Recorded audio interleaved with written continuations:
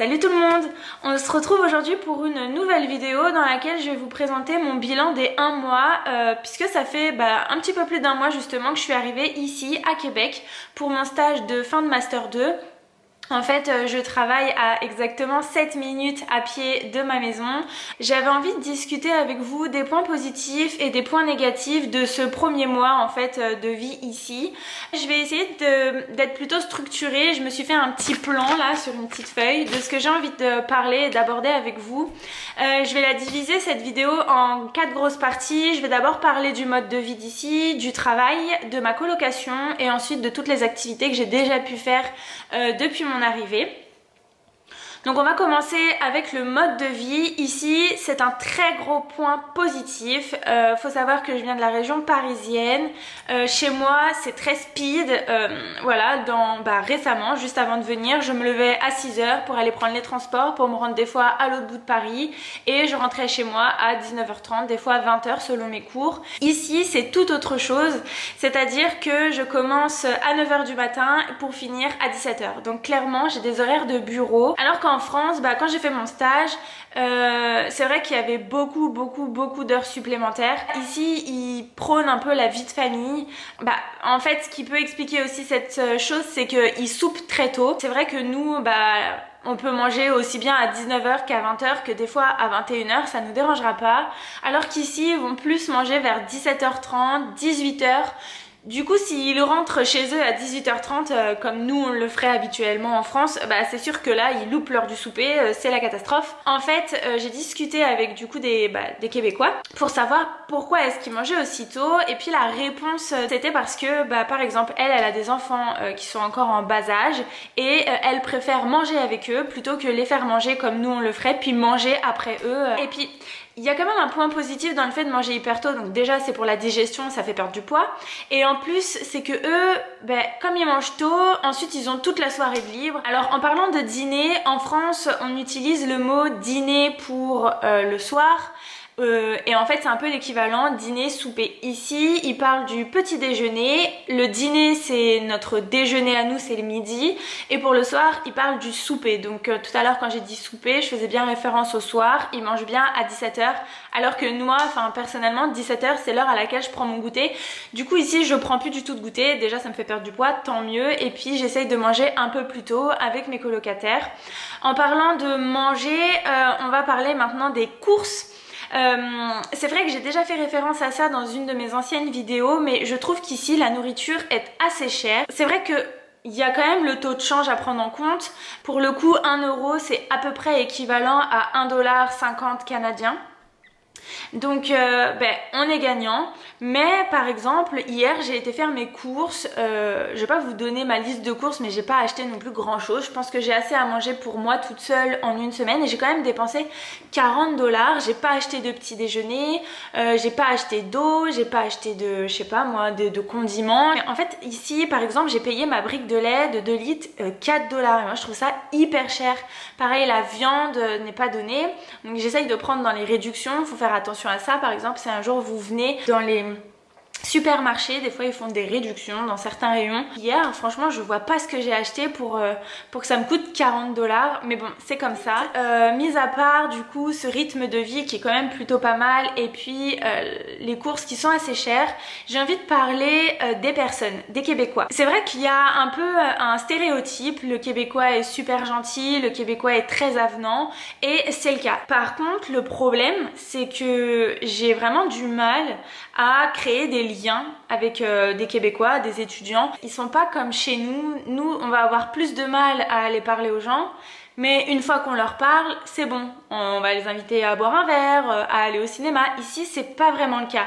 Donc c'est un peu dur en gros de s'intégrer à un groupe, ce qui fait que moi, du coup, je discute principalement avec des étudiants français dans mon laboratoire, et je pense que c'est le cas un peu partout. On a beaucoup d'étudiants qui sont français et qui font leur doctorat ici. Je pense que je vais parler de ça dans la partie travail, mais du coup c'est avec eux que je parle le plus, c'est avec eux que je sors un petit peu et c'est pas avec des Québécois et je trouve ça dommage. Alors ensuite, au niveau de la ville en général, je voudrais aborder le point des transports.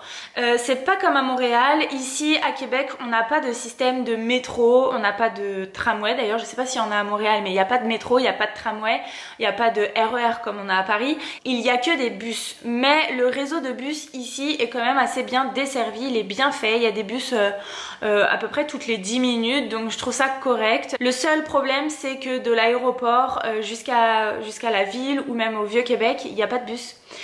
C'est vraiment très mal desservi, c'est le seul point négatif parce que c'est pas pratique quand on arrive. Après il y a des systèmes de Uber, c'est comme en France, il y a des systèmes de Uber où on appelle un chauffeur privé, etc. Donc ça c'est cool. Toujours en parlant de Uber, on a ce qui s'appelle aussi des Uber Eats et ça c'est vachement pratique. Il faut payer 5 $ la livraison, enfin c'est 4,99 $ sans les taxes, donc ça fait à peu près je dirais 3 €. Et en fait on peut se faire livrer de n'importe quel restaurant, enfin de presque n'importe quel restaurant, du McDo, enfin je sais pas, tout ce qui est aux alentours peut être livré à notre domicile. Donc ça on l'a pas en France, enfin on l'a en France mais pas aussi répandu je pense qu'ici. Le seul bémol je dirais avec ces systèmes de livraison, c'est que par exemple la dernière fois je voulais commander une pizza chez Domino's, qui est d'ailleurs juste au bout de ma rue, en haut de ma rue, mais j'avais vraiment la flemme de sortir. Donc je commande ma pizza, ça me fait un total de 11,50 $. Je rajoute la livraison, je crois que c'était 3 $ si mes souvenirs sont bons. Mais à ça, fallait rajouter les taxes et il faut donner toujours un pourboire, 15% même au livreur. Donc ça me montait à peu près 16 $. Et il y en a qui diront que bon, je suis une radine, hein, mais j'avais pas envie de redépenser 16 $. Enfin ça me faisait tellement mal au cœur de passer de 11 $ à 16 $. Alors que bah voilà, chez nous on a le prix affiché, la livraison est généralement comptée et on a... Bon, généralement on rajoute un tips à la fin pour le livreur, mais c'est pas obligatoire. Et puis par exemple si t'as pas de monnaie, tu peux ne pas en donner. Là ils vont vraiment te regarder mal si tu leur en donnes pas. Donc ça je trouve que c'est un point négatif, le fait de pas avoir les taxes inclus, le fait de devoir toujours donner les tips, qu'elles soient pas non plus incluses. En fait tu penses que tu vas payer un repas d'une certaine somme et au final ça te revient à 10 balles plus cher. Je trouve que ça c'est un peu chiant, ça te fait vite redescendre sur terre et après tu te fais des pâtes comme tous les étudiants de ce monde. Autrement, la ville de Québec, c'est une ville qui est agréable. Je suis rentrée la dernière fois, il devait être 3 h du matin. Puis j'ai vraiment pas eu peur, il y avait personne dans les rues, j'habite dans une résidence, enfin dans un quartier résidentiel, donc franchement c'est très calme et le taux de criminalité ici est vraiment bas. Ben, je crois que j'ai vu aucun SDF ici, il y a juste hier un petit monsieur qui m'a demandé de l'argent pour aller dans le bus, mais sinon j'ai vu aucun SDF, je sais pas, il doit peut-être caché parce qu'il fait encore un petit peu frais, mais en tout cas il y a personne, il y a pas de personne bourrée le soir, personne vient t'accoster ou vient te parler comme on pourrait avoir dans les transports ou même dans la rue tout simplement, personne ne te siffle. En tout cas c'est peut-être pas la période parce que toutes les filles sont encore en manteau et on n'y voit rien, mais en tout cas j'ai pas eu de problème pour le moment. Puis je me sens pas inconfortable quand je suis dans la rue à marcher toute seule dans le noir. Franchement je suis plutôt à l'aise et ça je trouve que c'est un vrai bon point positif.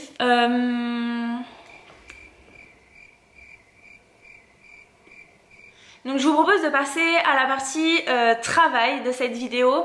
Donc comme je vous l'ai dit, je suis ici pour un stage de 5 mois à l'Institut de cardiologie. Je travaille dans la recherche. J'ai une petite équipe, en fait elle est juste composée de mon directeur de recherche, une thésarde et moi-même. Donc on n'est que 3 dans mon équipe. Ça aussi, ça a des points positifs et puis des points négatifs. Les points positifs, c'est qu'on trouve toujours quelque chose à faire, on a beaucoup de travail, on est vraiment en autonomie. En fait, notre directeur de recherche est vraiment cool sur ce point. Il a quand même des attentes, mais il nous met pas la pression, on peut s'organiser un peu comme on veut. Après, au moins, tout sera fait par nous. On est quand même sur ce projet depuis 4 ans, je crois, si mes souvenirs sont bons. Elle a quand même pas mal de mérite du coup sur tout ce projet. Et ça c'est quand même aussi un point positif et c'est aussi pour ça que j'aimerais bien rester dans cette équipe pour mon doctorat, parce que voilà, si on arrive à trouver quelque chose, ce sera grâce à nous et pas... Ensuite, toujours au niveau du travail, pour les personnes qui vont se demander, je suis en visa de travail, mais j'ai un statut étudiant, je suis inscrite à l'université Laval, ce qui fait que j'ai le droit en fait à une bourse, donc je suis rémunérée pour mon stage, bien que je ne le sois pas en France. Donc il faut savoir qu'en France, pour un stage supérieur à 2 mois, on est à peu près rémunéré à 490 et quelques euros par mois.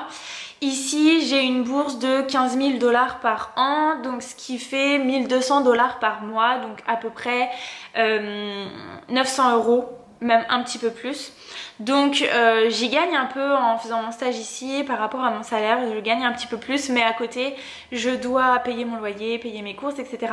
Alors que chez moi j'aurais été en France. Donc je pense que sur ce point là, je sais pas vraiment si j'y gagne, mais en tout cas en maîtrise, donc pardon, la maîtrise ici c'est l'équivalent de notre master.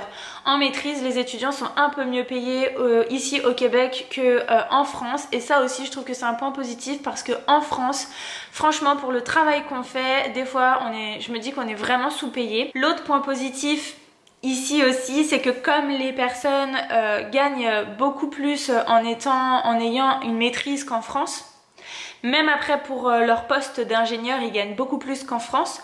En fait, les Canadiens ou les Québécois, je sais pas si c'est partout dans le Canada, mais en tout cas les Québécois sont peu, en tout cas en recherche, à faire des thèses. Du coup, il y a beaucoup de postes de doctorants vacants, et c'est aussi pour ça que beaucoup de Français partent au Canada, parce que finalement, il y a plus de place au Canada qu'en France. Parce que je sais pas si vous êtes un petit peu au courant, mais les écoles doctorales en France, c'est quand même un peu...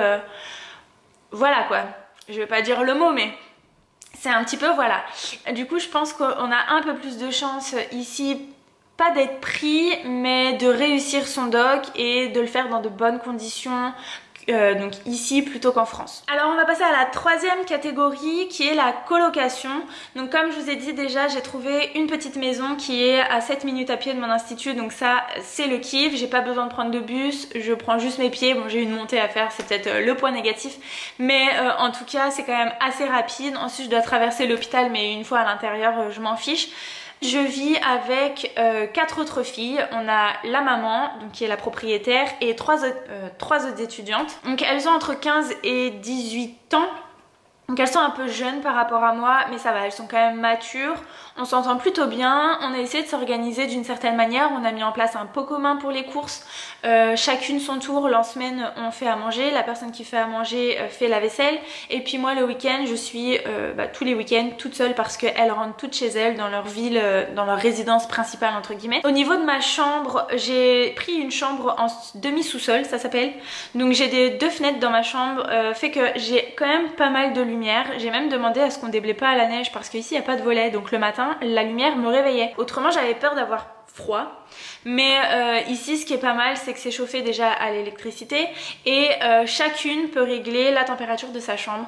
Donc ça c'est vraiment cool, parce que bon, quand même je suis dans le sous-sol, donc normalement il est censé quand même faire plus froid, mais là franchement ma chambre est à 20,5 à chaque fois, et j'ai jamais eu froid jusque maintenant. Au niveau du loyer, de ce que je paye, de ce que j'ai pu voir sur les sites annonceurs, je trouve que je m'en suis bien sortie. Je paye actuellement 230 €, donc 350 $ par mois, pour avoir accès à toute une maison. Je trouve que c'est quand même vraiment bien. Quand j'ai regardé pour d'autres appartements, pour d'autres locations, c'est vrai que ici dans la zone où je suis, Sainte-Foy, Quatre-Bourgeois, avec les shopping malls là, pas très loin d'ici, l'institut pas très loin non plus, les prix pouvaient varier entre 350, justement je crois que c'était le prix minimum que j'ai pu trouver, en tout cas dans mes caractéristiques que je souhaitais, c'était entre 350 et à peu près 550 $, où on pouvait avoir un truc quand même d'assez raisonnable. Après bien sûr ça peut monter plus haut, mais bon moi je ne voulais pas que ça monte plus haut. Quand vous regardez pour trouver des colocations, je vous conseille le site kijiji.com, je vous le mettrai en barre d'infos. C'est un site qui ressemble un peu au Bon Coin de France, c'est-à-dire qu'on peut y acheter des maisons, des voitures, des meubles, on peut louer des condos, donc les condos c'est de gros appartements, des appartements, on peut y trouver des colocations justement, on peut y trouver plein de styles de choses, et franchement c'est un site qui est beaucoup utilisé ici, que tout le monde connaît. Si vous cherchez à louer une voiture, pareil, tant que j'y pense, je vais vous mettre un site internet que j'ai trouvé. En fait vous pouvez louer une voiture à des personnes qui sont... comment est-ce qu'on appelle ça ? c'est à des particuliers, pardon, c'est pas à des garages. Vous louez la voiture à des particuliers. Par exemple, mon copain va venir dans une semaine et demie maintenant et je pense qu'on va louer une voiture pour 2 jours et j'ai trouvé une voiture, donc c'est un petit 4x4 Kia à 29 $ par jour, donc je pense que c'est vraiment raisonnable. Bien sûr à ça il faut rajouter les taxes, mais ça menait à 33 $ à peu près. Enfin, quatrième et dernière partie que j'aimerais aborder avec vous, ce sont toutes les activités que j'ai faites depuis que je suis arrivée il y a un mois. C'est vrai que les premières semaines ils ont été assez calmes parce qu'il fallait aussi que je m'installe, le décalage horaire, etc. Mais j'ai quand même réussi à faire pas mal de trucs. J'ai essayé de récapituler ça dans l'ordre et vous insérer des photos par-ci par-là pour que vous puissiez voir un peu à quoi ça ressemble. Donc dans un premier temps j'ai été visiter le Vieux-Québec avec mon cousin et sa petite famille. J'ai fait tout un vlog là-dessus, donc je vais vous le mettre ici pour que vous puissiez aller voir un peu à quoi ça ressemble. Le Vieux-Québec c'est vraiment très mignon, je pense que je vais retourner le faire quand mon copain va venir. Voilà, promenade dans le petit Champlain, je crois que ça s'appelle. On a été voir le château de Frontenac, on a monté les escaliers, on a vu le fleuve, c'était franchement joli. Et puis il y a une animation en fait au niveau du château où il y a une grosse luge. Ça aussi je l'ai pas encore fait, mais je pense que je vais le faire avec mon copain quand il sera là. Avec ma propriétaire, sa fille et son mari, on a été voir le carnaval de Québec. Ça faisait vraiment un long moment que j'avais pas été voir de carnaval. Je vais vous mettre pareil le lien du vlog ici pour que vous puissiez aller voir à quoi ça ressemble. Franchement il a une bonne réputation et je suis tout à fait d'accord avec ça. C'était un carnaval qui était quand même vraiment pas mal malgré le froid. Il faisait quand même moins 19, j'ai cru perdre mes doigts de pied, mais bon, si vous voulez voir tout ça vous pouvez aller voir le vlog que je vous ai mis en petite i. Ensuite on a été voir aussi le fleuve Saint-Laurent avec mon cousin. Donc à l'époque où j'ai été le voir il était tout gelé, c'était magnifique, il faisait super beau et en fait il y a tout un espace pour se balader et c'était vraiment agréable. Ensuite un petit shop où j'ai été toujours avec mon cousin et sa famille, c'est Choco Favori. On a utilisé aussi un des produits de Choco Favori lors de la Saint-Valentin. On s'est fait une petite fondue aux fruits, mais je vous conseille vraiment d'y aller, c'est super bon, le chocolat est de très bonne qualité et en fait vous pouvez commander des glaces qui sont faites sur mesure. Vous pouvez choisir l'entourage, les amandes, je sais pas moi, les noisettes, tout ce que vous voulez, le parfum de la glace. Vous pouvez prendre des milkshakes, des chocolats chauds, des cafés, des chocolatés, des chai latte, j'en sais rien, tout ce qui est en rapport avec un petit peu de chocolat. J'ai eu la chance de pouvoir aller chez ma propriétaire à Saint-Ubalde, donc c'est une petite campagne à 1 heure de Québec. Pendant ce week-end là j'ai eu la chance de voir ce que c'est qu'un skidoo. Donc c'est une motoneige, bon, malheureusement j'en ai pas faite mais j'espère pouvoir en faire dans le futur. J'ai fait aussi, enfin j'ai été voir comment se déroulait de la pêche blanche, donc c'est de la pêche qu'on fait dans un lac. Malheureusement j'aurais bien aimé vous montrer un petit lien de vlog, mais j'ai perdu tout ce que j'avais filmé ce week-end là, donc j'ai pas pu faire de vlog. Enfin la dernière des activités que j'ai faites c'est me trouver des amis. Ça fait un peu pitié de dire ça, mais j'ai été invitée à boire l'apéro une fois il y a 2 semaines et puis je suis réinvitée la semaine prochaine. Je trouve ça vraiment cool parce que c'est l'un des points négatifs que je voulais aborder ici. Vu que les personnes sont avenantes mais qu'ils ne vous intègrent pas à leur groupe, c'est vrai que des fois je me sens un petit peu seule. Je suis quand même éloignée de toute ma famille, de tous mes amis. Je suis seule le week-end, donc c'est vrai que des fois c'est pas que le temps est long, mais les soirées généralement sont longues. Je pense que la plus grosse difficulté ici, c'est pas l'adaptation au froid, c'est pas l'adaptation au pays, c'est pas l'adaptation au rythme de vie, c'est surtout de se retrouver seul. Tout le monde a beau être très gentil, on se sent quand même un petit peu seul. Mais voilà, je pense que c'est le seul point négatif, autrement je suis ravie d'être ici. Franchement la vie ici est très agréable, on a des températures positives en ce moment, mais je crois qu'il va reneiger cette semaine, ça j'ai un peu le seum parce que là il y a vraiment plus de neige sur les trottoirs. Je crois que j'ai fini d'aborder tout ce que je voulais aborder avec vous dans cette vidéo. Je suis désolée, elle va sûrement être un peu longue, mais bon j'avais envie de parler, à croire. Ensuite quant à mon petit jeu que je fais à chaque fin de vidéo, je vous mettrai le lien de mon dernier vlog ici et vous pourrez comprendre que bobette veut dire en fait culotte. Je vous invite du coup à participer cette semaine. Je vais vous donner un nom en québécois qu'il faudra essayer de traduire en français. Vous pourrez l'écrire dans les commentaires et moi je vous donnerai la réponse dans ma prochaine vidéo. Le mot d'aujourd'hui c'est une fan. Petit indice, on en a besoin quand on fait la cuisine. Si vous avez apprécié cette petite vidéo, n'hésitez pas à mettre un petit pouce bleu et quant à nous, je vous retrouve pour une prochaine vidéo. Ciao!